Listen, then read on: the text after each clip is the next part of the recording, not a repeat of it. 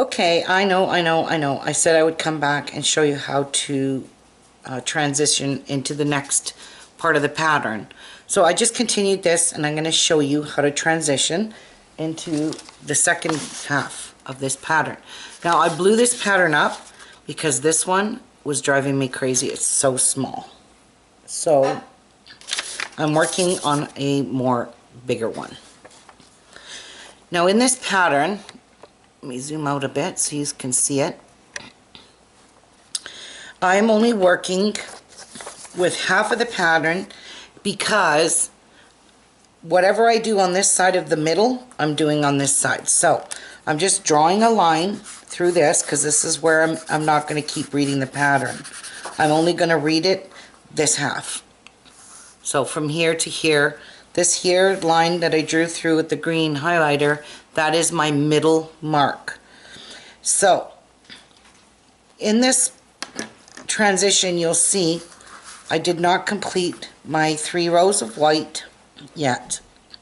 So I ended right here.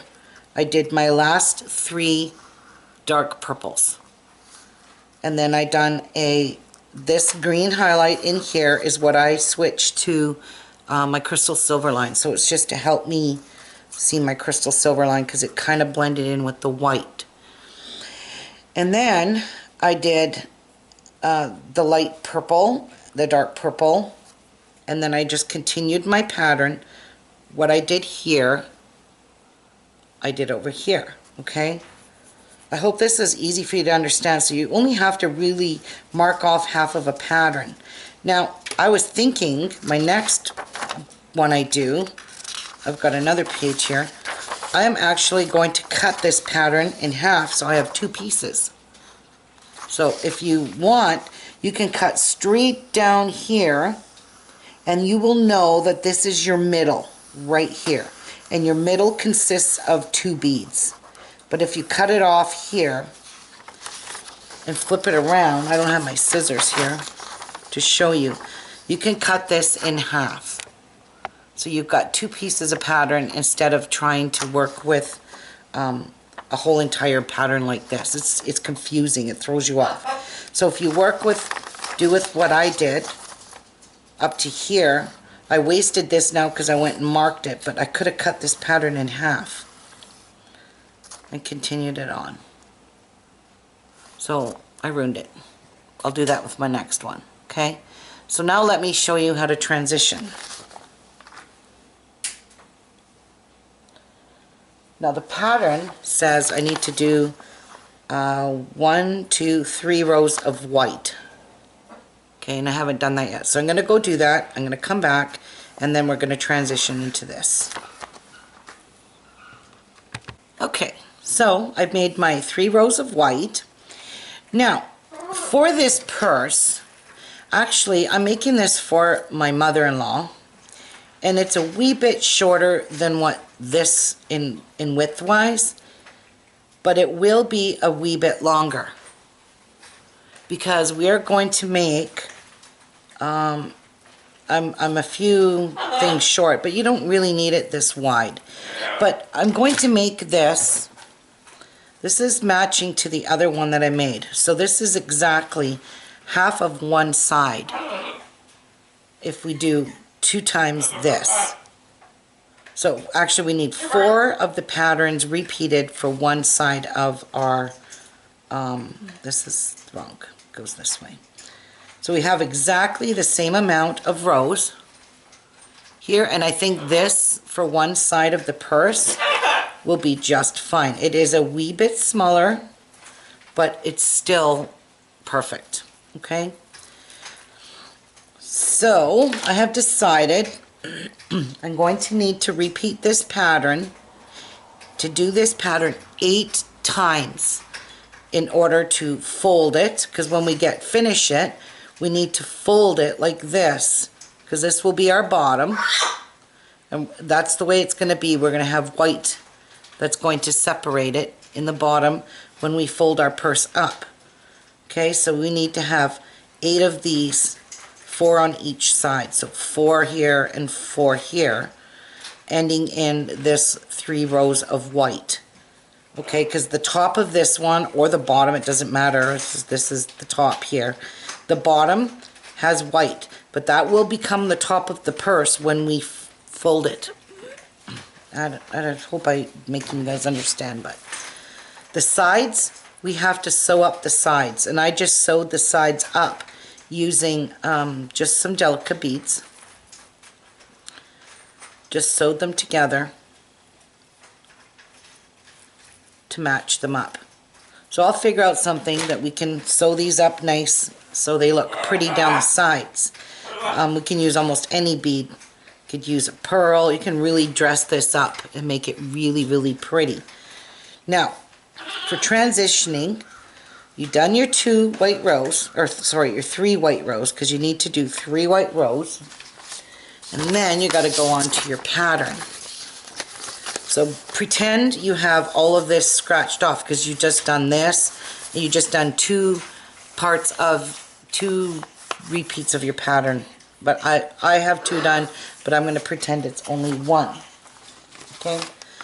So I've gotten to this. Oh my goodness, Miku. Are you okay? Why did you fall? What did you do? He just fell to the bottom of his cage again. Now, you're starting your new transition row. Which way is this? Yep. Okay. All right. So we've got up to here done, and you can see there's, like I showed you before, there's that space there. Now you're just going to continue on. You're going to pretend.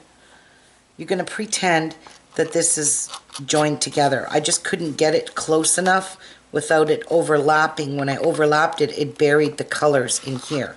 So I couldn't do that. So this is going to call for 3 dark purples. Okay, so I'm going to do 3 dark purples because that's my next stitch.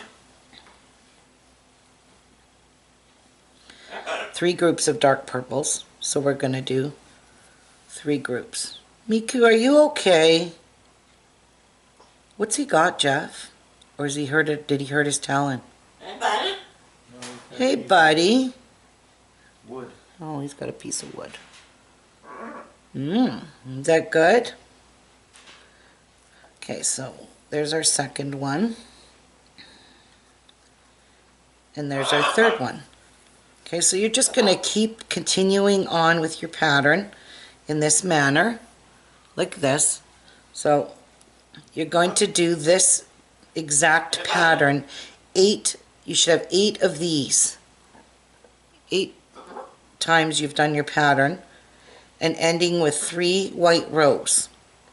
Now, if you wanted, I can't show you this because it's full of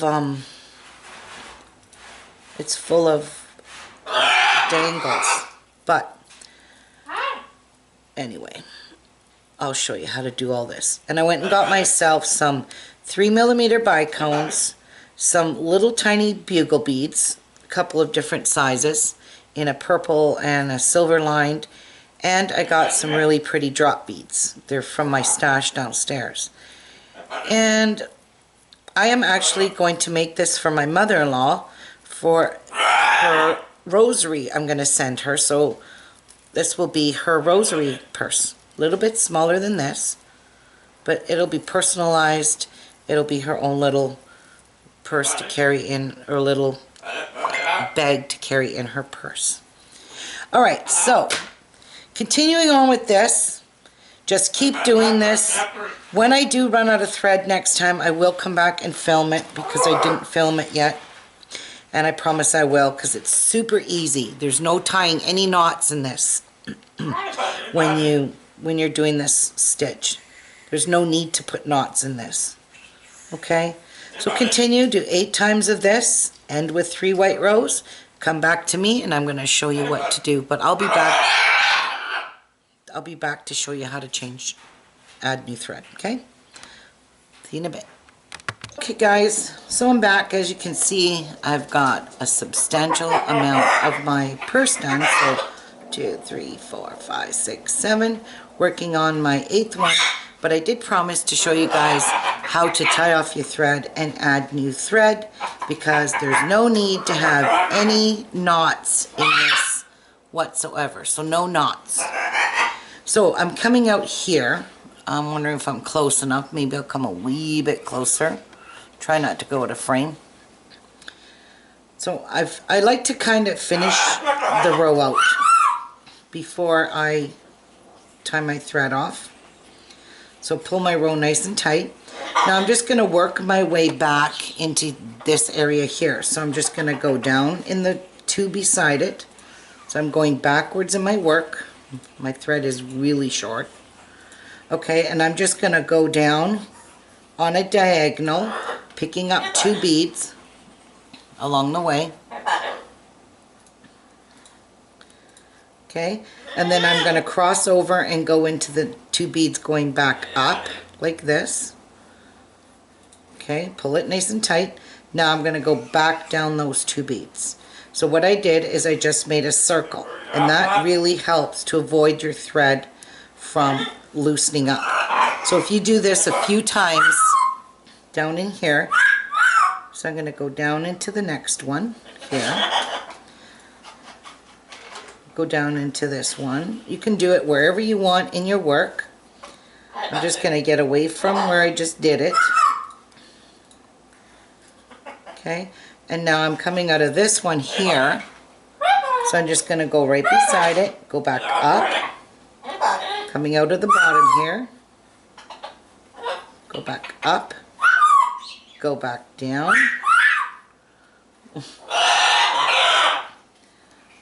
and now I'm going to go back up, and that really reinforces it if you go back up again in that same, in those same 4 beads. Okay, so now I'm just going to work my way over down here onto a new one, pulling all my threads tight.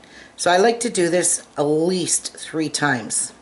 Okay, if you don't do it 3 times, then it's just like, whoops, like you haven't tied half hitch knots 3 times. That's the way I'm doing it.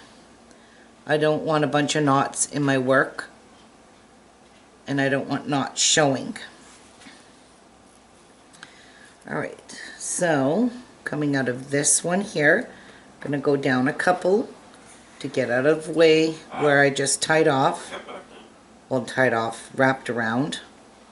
So I'm just going down some beads. But you're going to have to either go beside or on an angle. So now I'm going to go up, back up, beside where I'm coming out of, like this. Okay. Go back up, go back down those 2 beads, and my thread wants to pull out of there. Okay, and now go back up, and that secures that thread there. Okay, so now all I'm going to do is just weave through some beads. Just going to weave around like this. Alright, and cut it right off at the edge there. Pull it nice and tight and snip. Now what I did is I switched over to Nymo thread because I was using way too much fireline. So halfway through my project I decided not to waste any more fireline. You're not going to get any difference in the fireline or in the Nymo thread. So, and the Nymo thread does fine. So I'm going to pull off a piece of Nymo, and you know that Nymo is really curly thread when you pull it off the spool. It's all curly like this. Just stretch it, put it between your fingers, and give it a good tight pull.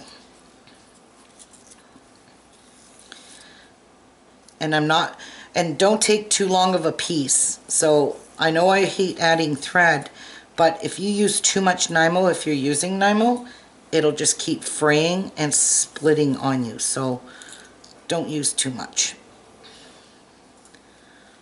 Okay, now thread my needle.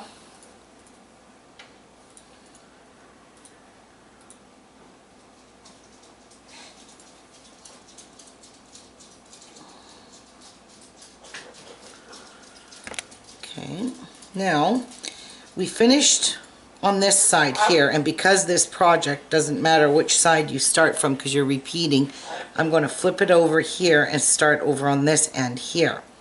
So I'm just going to bring my needle somewhere up in anywhere here. I'm picking those 2 beads, no specific amount, and I need to be coming out of that bead there, those end beads, and I need to be exiting outward.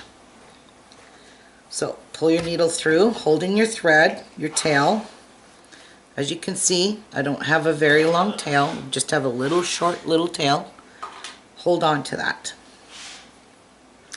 Now drop down into the beads beside it, like this, and go back up in those 2 beads that you originally started with your tail. Oops. And pull it tight, holding your tail. Now do the same thing. Go up on a diagonal, and you've got to go up 2 beads. Always. Because we're doing 2-drop peyote. And I'm going to go drop down in the beads beside it, like this. And I'm going to go up in the beads beside it, like this. Oops, don't pull too tight because you'll pull your thread right through yet because it's not secured yet. So I'm going down. Now I'm going to go back up. So I'm making like what you would call a half-hitch knot, but I'm just doing it by weaving through beads. Now going back down and going back up. Like that.